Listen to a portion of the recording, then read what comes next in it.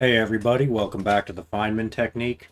Today I think I'm going to just show you the process of how I go about solving a problem and solving a problem that I will eventually turn into either a lecture style video or one of the math animation style videos. Today what we're going to be looking at is this problem. This comes from the channel Mathalysis World, as you can see right here. I'll go ahead and like his video, even though I haven't watched it. I'm sure it's good. All his stuff is good.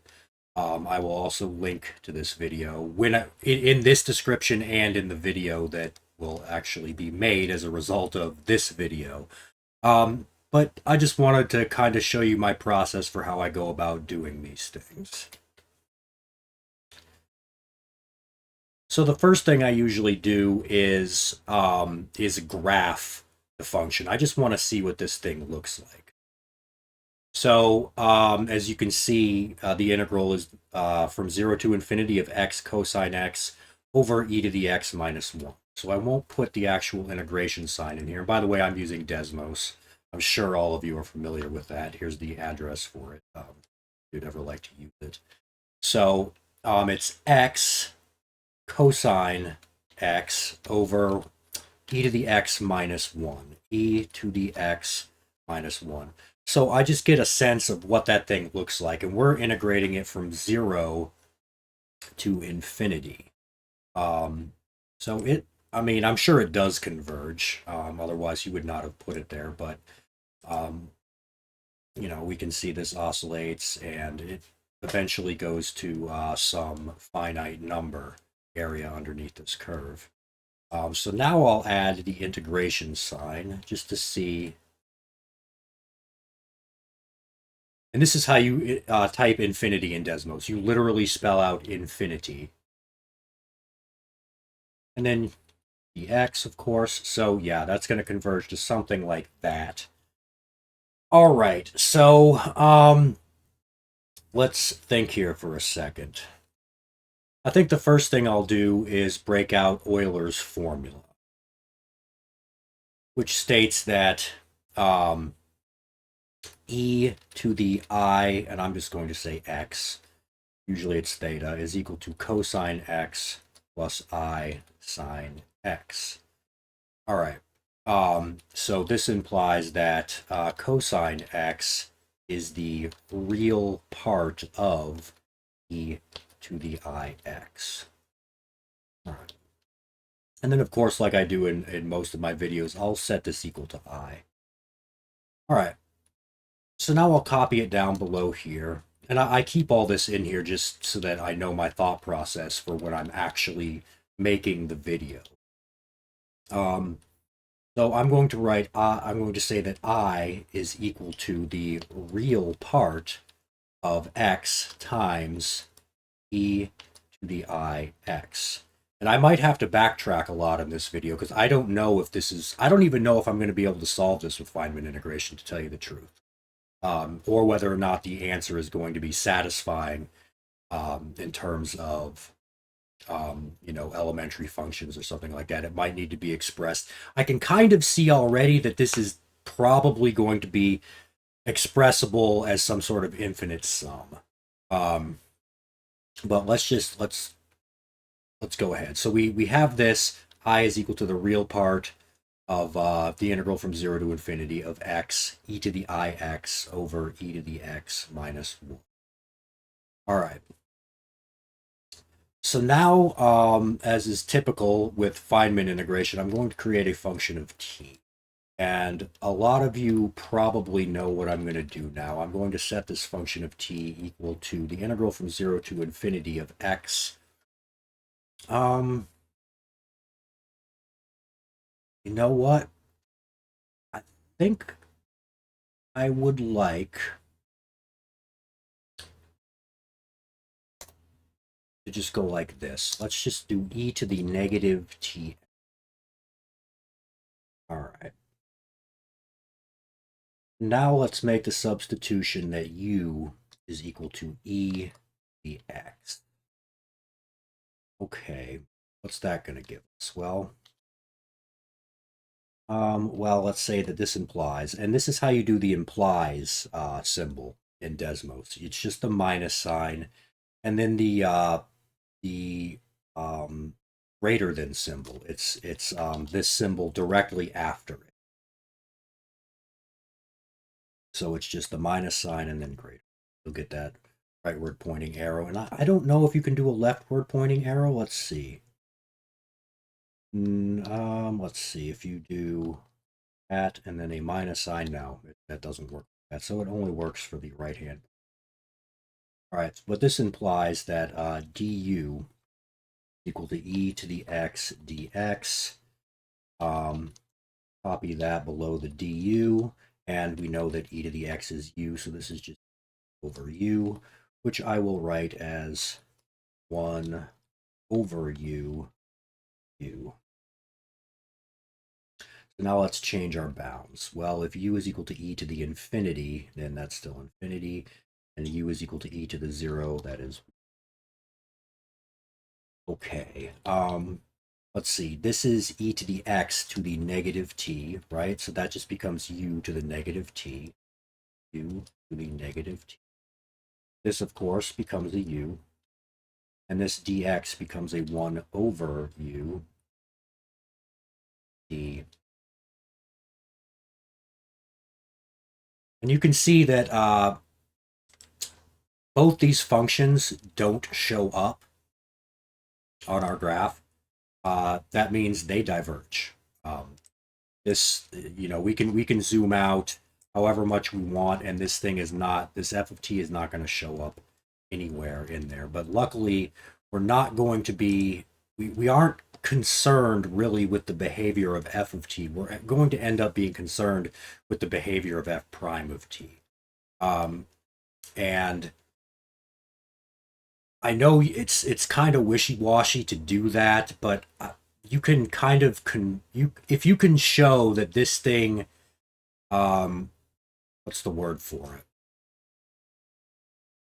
If you can show that it converges uniformly, then you can take a derivative of that, and the derivative, or I'm sorry, not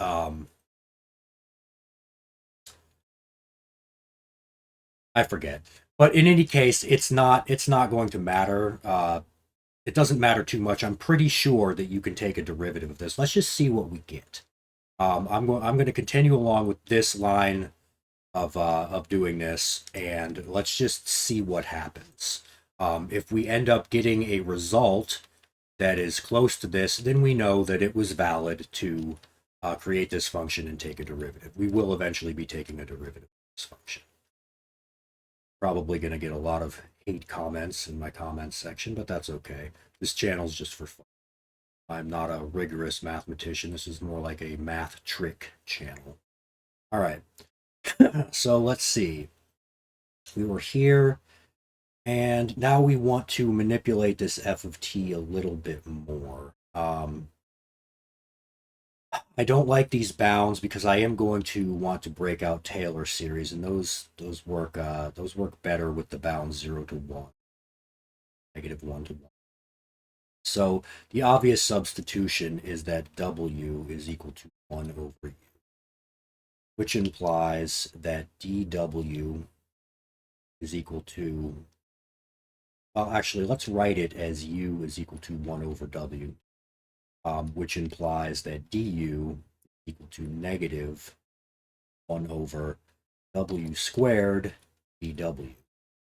All right, so now let's apply that. So f of t is equal to the integral from 1 over 1, which is, for infinity, is 0. U to the negative t would become u to the t. This would become u to the negative 1. Oops. To the negative 1. This would become u to the negative 1. We would recover a negative, oh, I'm sorry, this is all w's. W,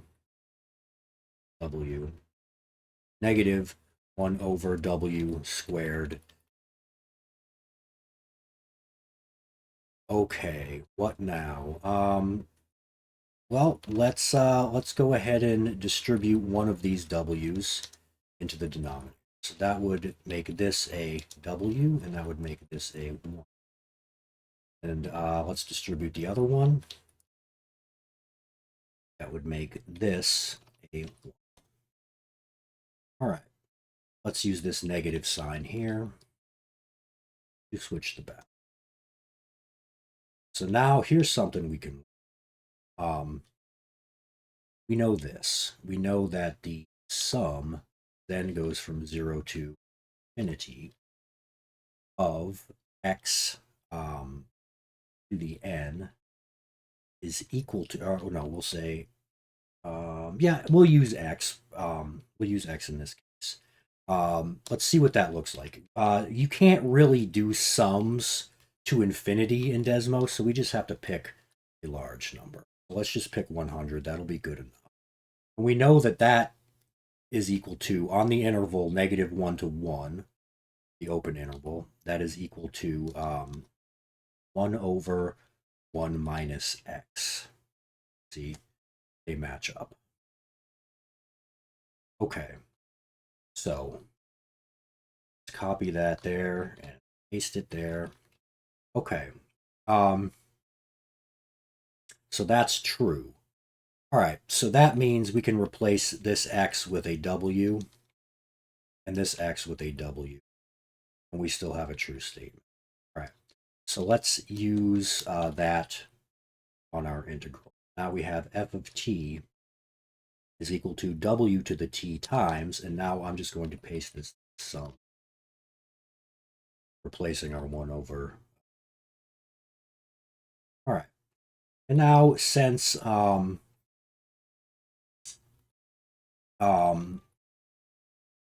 you know, we can bring this w to the t inside our sum, right?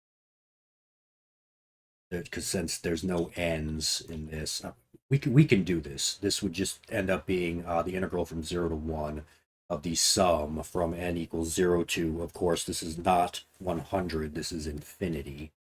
Infinity of w to the n plus t.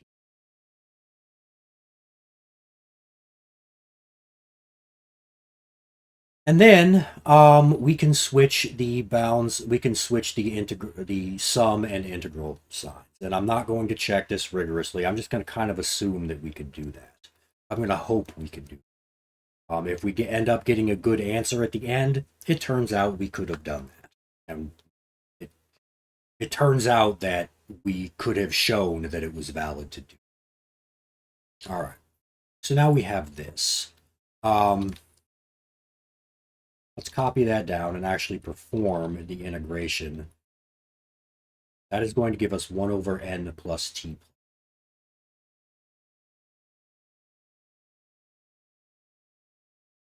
All right.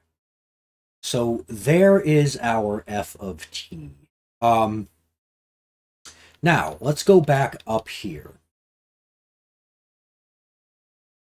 And let's, using the Leibniz rule for differentiation under the integral sign, let's find f prime of t.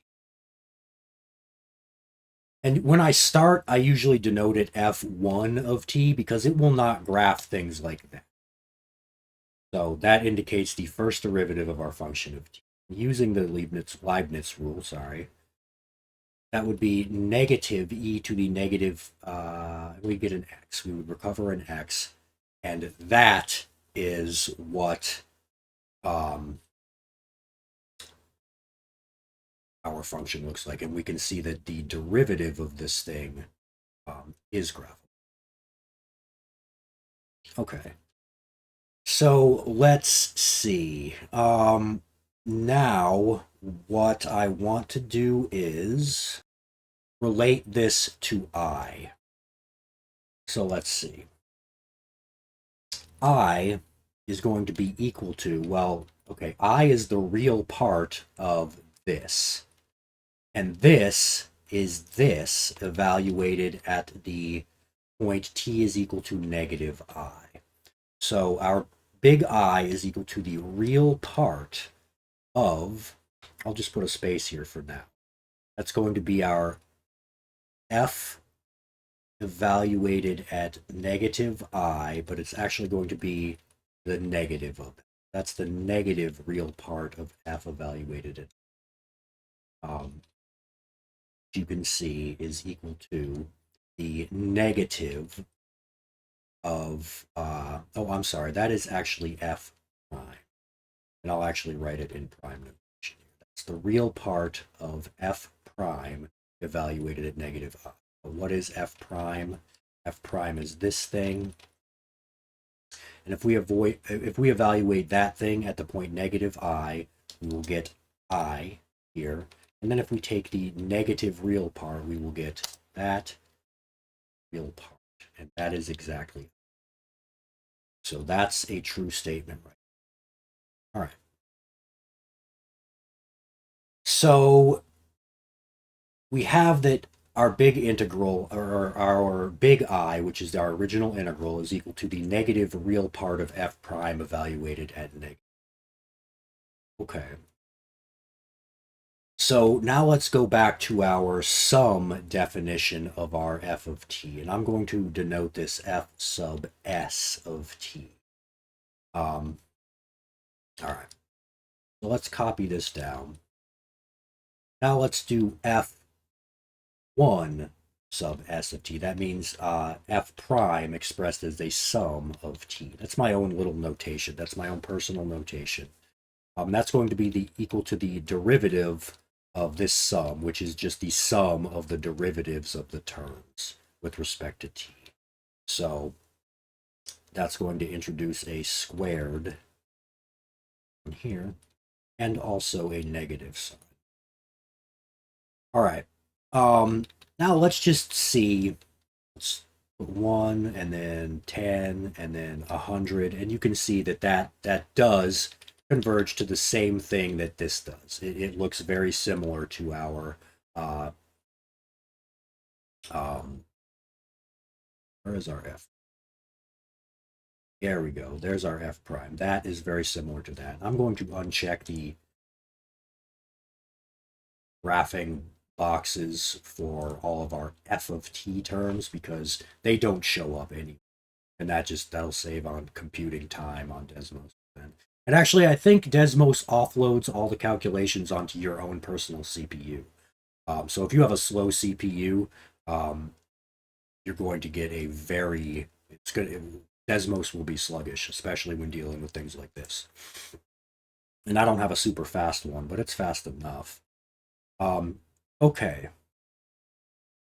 So this is our f prime expressed as a sum of t, kind of. This is only going from 0 to 100. But this will be good enough to see if it's going to converge to the value.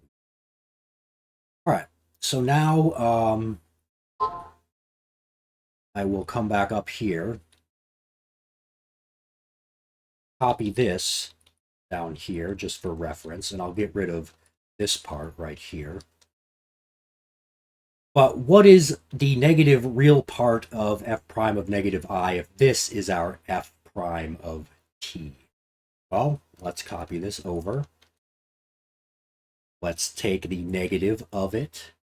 Let's take the real part of it. And let's plug in negative I for t. And I think I will put that over here. So this should be true. Hopefully it is. Let's see what happens. Let's go ahead and try to see what we get if we take the real part of this sum. All right. So let's copy this down here. Get rid of this middle part.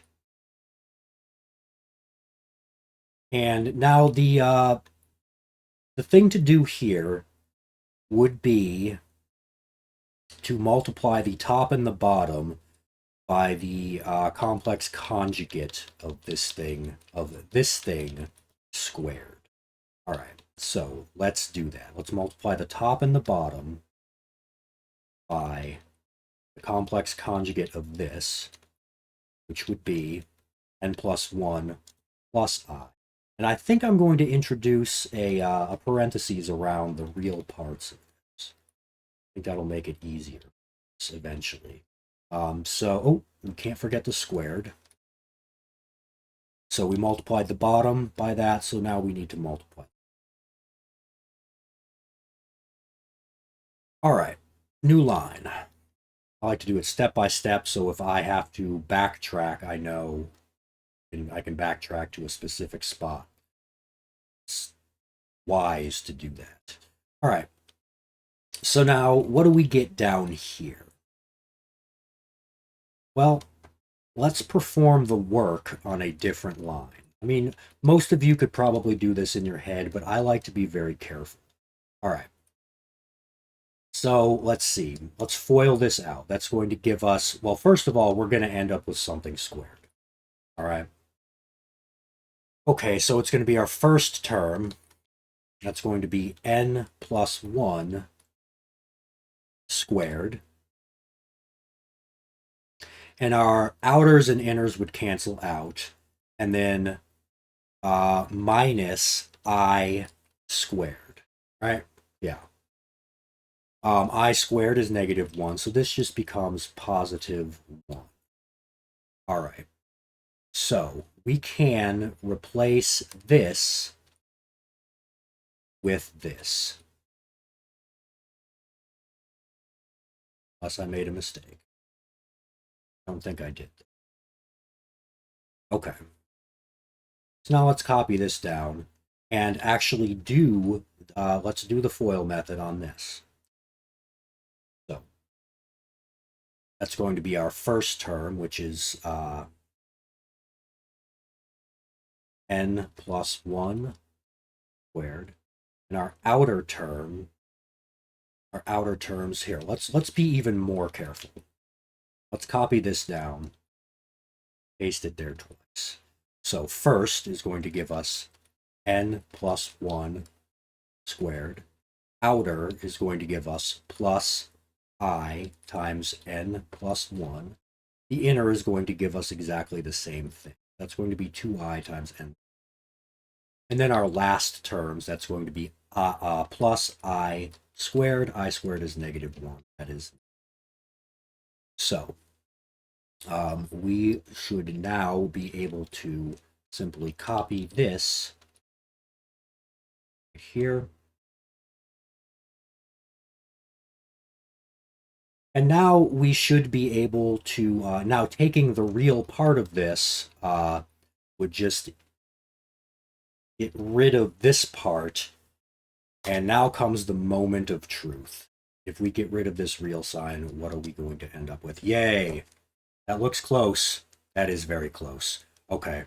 So now let's copy this down here. Let's copy this down here and see how close or how many terms we need to actually make that. It looks like this is correct, at least expressed as a sum. Let's add another 0 to that. Oh yeah, yeah, that's it. That is definitely what we're looking for. It takes an awful lot of terms to get that to converge to the true value, but you can see it is definitely going. And we'll just leave it at 1,000 now. So yeah, that's very, very, very close. Well, actually, that's not that close. Like I said, this is going to take a lot of terms to get to the true answer. Let's see if we can do better, though. Well, yeah, we can definitely do better by actually changing this to an infinity. And then the next thing we can do is we can advance our index by 1 and subtract 1 from all the n terms inside. That'll give us something a little bit nicer to work with. Let's do that. We will say this is the sum as n goes from 1 to infinity of n squared. It's 1 over n squared plus 1 squared. And then let's just make sure that this also, yeah, that's totally true. And we'll leave that at 1,000. Okay, what now? Well, it doesn't look like I'm going to be, it doesn't look like I'm going to get anything in terms of elementary functions. So what I'm going to do is I'm going to split this up and just make it it's going to be two separate sums. Well, you'll see. So I'm going to change this to a plus 2. And then, of course, we will have to subtract this sum, right? To get the same thing. I just added 2 and then subtract.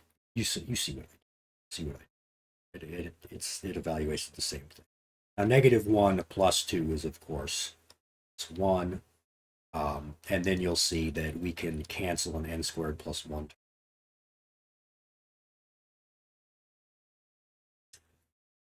All right, I'm gonna pause the video and do a little research on these sums to see if this actually converges to something nice in terms of elementary functions. And I will be right back.